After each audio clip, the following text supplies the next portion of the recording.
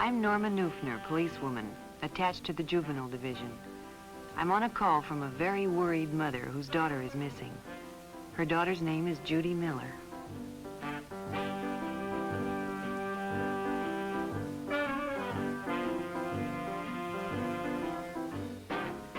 Judy enjoyed babysitting, but there weren't enough jobs among the people she knew, so she decided to advertise at the supermarket for extra work.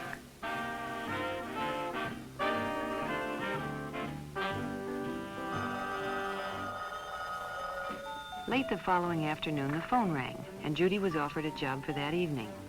The man told her he and his wife were going out to dinner and that their regular sitter couldn't make it. Could he pick her up in 15 minutes?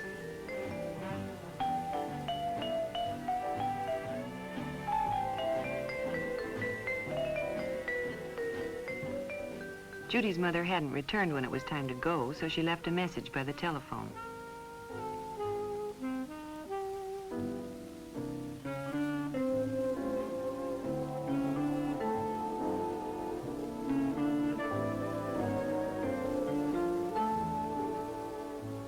When her mother came home, she found Judy's note and called the number to let Judy know she was home in case she wanted anything.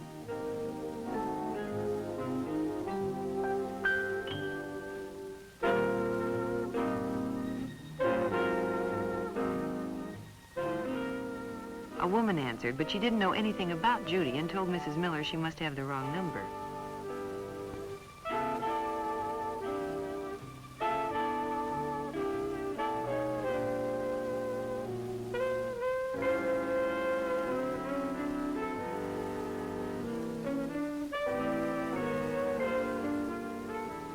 By midnight, Mrs. Miller was really worried.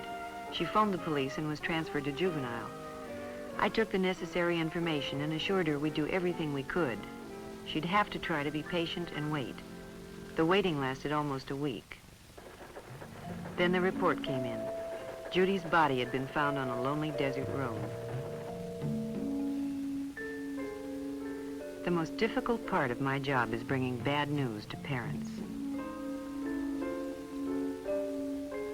You can never find the right words to tell a mother her daughter has been murdered. Judy hadn't done anything wrong, she'd only been careless. Careless about whom she'd trusted.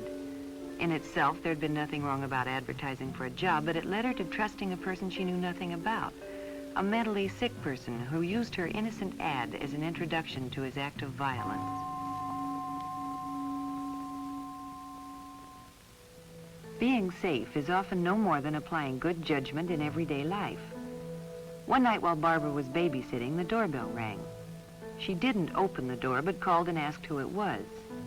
A stranger said his car had broken down and could he use the phone. Barbara was very polite, but she told him she was babysitting and expecting a call from her parents. However, she was sure the next-door neighbors were home and perhaps he could use their phone. The stranger thanked her and left. Now, Barbara had been polite and helpful, but she hadn't taken any chances. And when her father called, she was safe.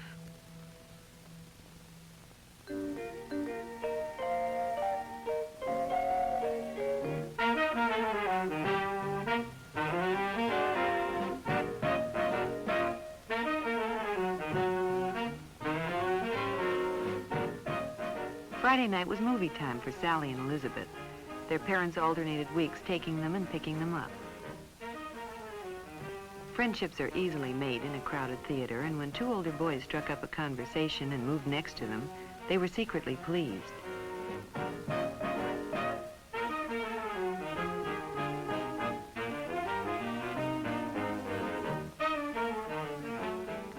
At intermission, Sally found it flattering to have her friends see her in the company of older boys, and when they asked if they could take the girls home, she was all for it. She asked Elizabeth to call her folks and tell them that they could ride with a friend's parents. Elizabeth was tempted, but decided it wouldn't be right, and Sally was disappointed.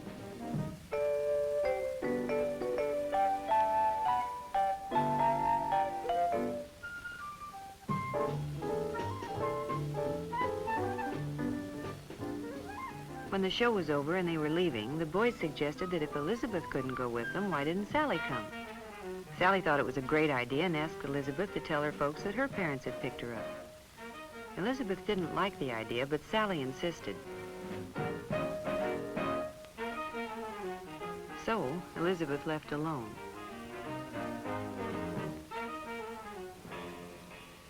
Not any of the boys she went with had a car, so it was fun riding with the older fellows. But when they drove right past her house, she became concerned.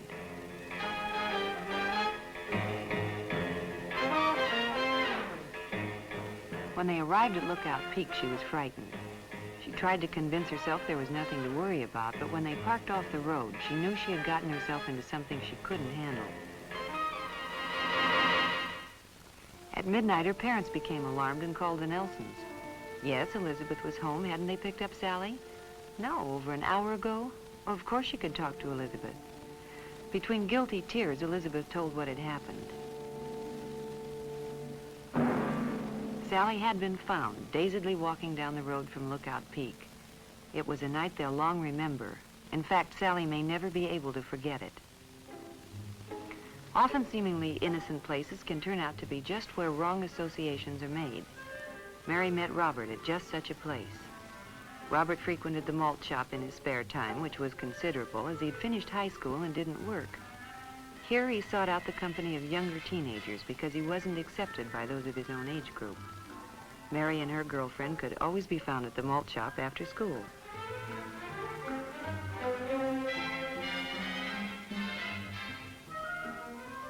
Mary had seen Robert before and thought he was very good looking, so she was naturally flattered when he singled her out and struck up a friendly conversation. He was fun to talk to, and they discussed everything from cars to movie stars. When he offered her a ride home, she was only too happy to accept.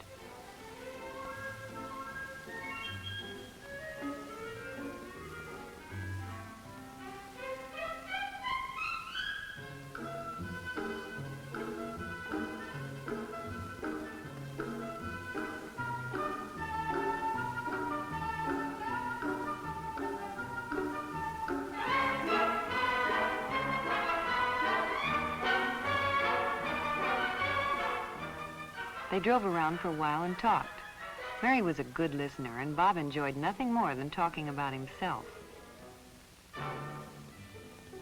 Mary knew her mother would be upset if she came home with an older boy, so Bob dropped her at the corner.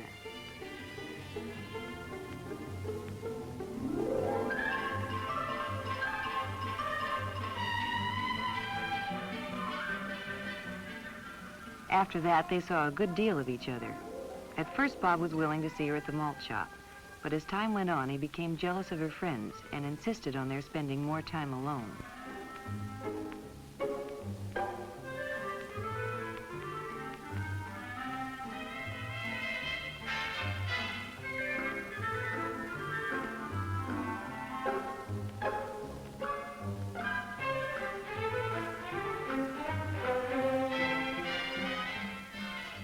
They began to go to secluded places, and their relationship became more intimate.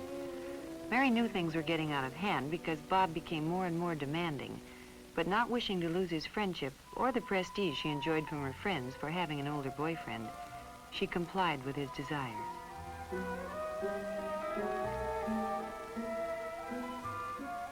Then Mary found she was in trouble and had to tell her parents. But now it was too late for advice, and Mary had to be taken out of school and placed under the guidance of juvenile authorities. Unfortunately, Mary's story is not an unusual one. Too many young girls are flattered by the attention of older boys and don't realize until too late that these boys, who cannot compete in their own age group, are often not well adjusted and will demand too much in a relationship with a younger girl.